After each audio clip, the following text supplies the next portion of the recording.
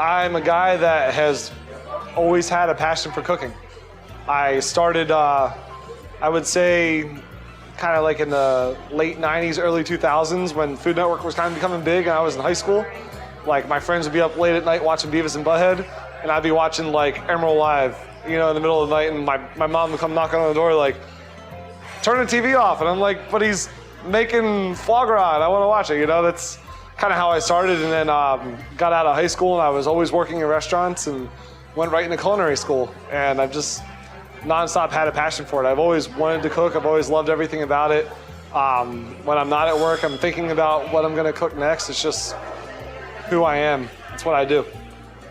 I grew up, I did like my early years in South Jersey, and we had a lot of neighbors that were of Italian descent, like right off the boat, you know, really thick Italian accents. And I remember, you know, going to their house for dinner and stuff, and I remember the day before there was like rabbits in the backyard and they were hopping around, and you think that they're their pets.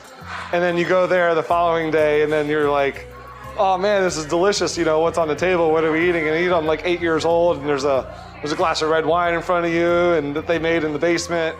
And then you go back outside and the rabbits aren't there anymore, and you're like, where'd the rabbits go? Oh, that's what we had for dinner. So that was kind of the, I guess that was the closest farm to table as you would get at that time. I had always cooked. I've been working in restaurants since I was 15, so I didn't really know anything else. Out of high school, went right into culinary school, but I didn't really know what it meant to be a chef. You know, like when you go to culinary school, they don't teach you how to be a chef. You learn basic cooking techniques, but when you're in the restaurants, you really learn what it means to be the chef, mostly by watching the guy in charge. And I would just realize that I don't always want to be the one taking directions and being told what to do. It's never been my MO. I was never very good at it, ever. You can ask my mom, she'll tell you.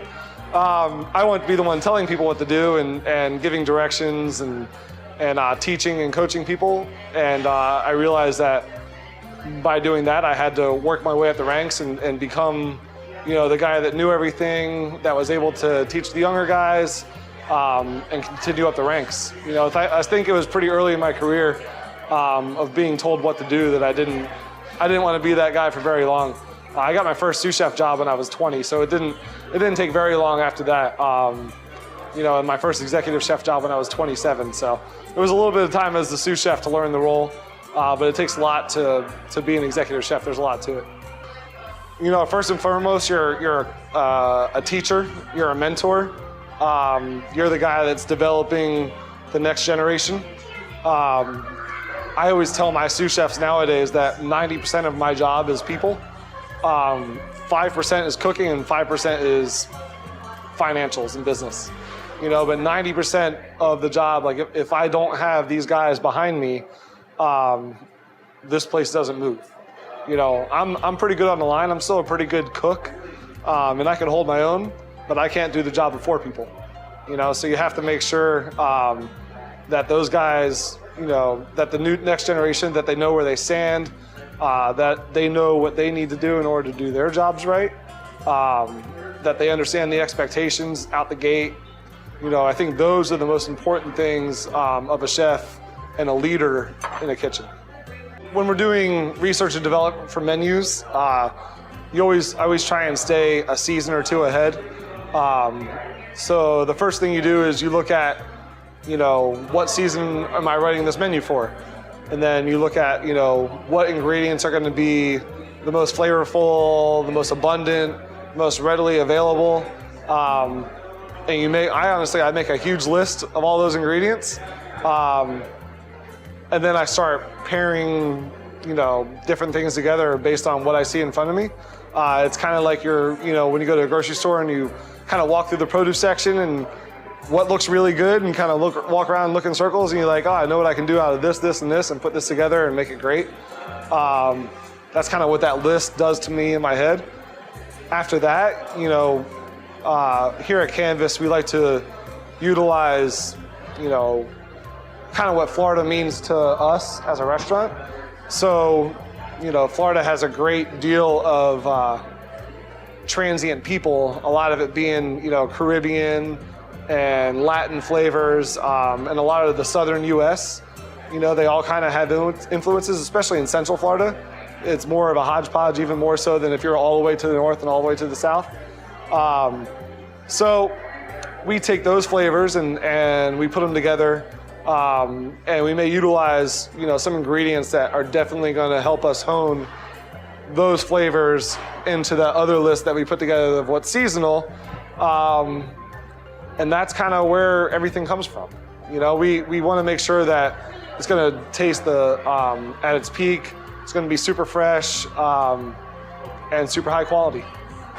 I think my most memorable moment is when I finally broke free from being a sous chef and got my first executive chef position. And I think that a lot of executive chefs are going to do that. But where I was working at the time, when I got promoted, I actually got a phone call from,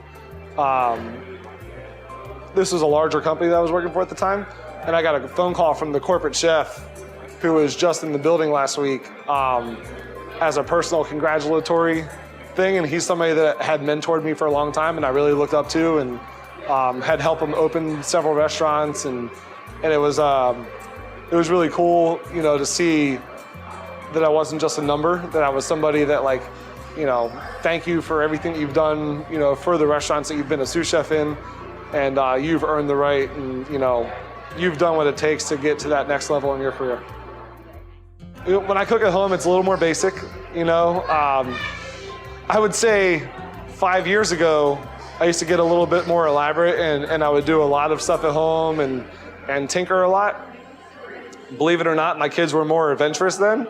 Now that my kids are all older and they're all, preteens and young teens, they're super picky, and it gets a little frustrating. So when you cook at home, it's like you fire up the grill, throw whatever kind of protein it is, maybe marinate it and hide the flavors there because they can't see how green it is, and grill that. And then, believe it or not, asparagus they love.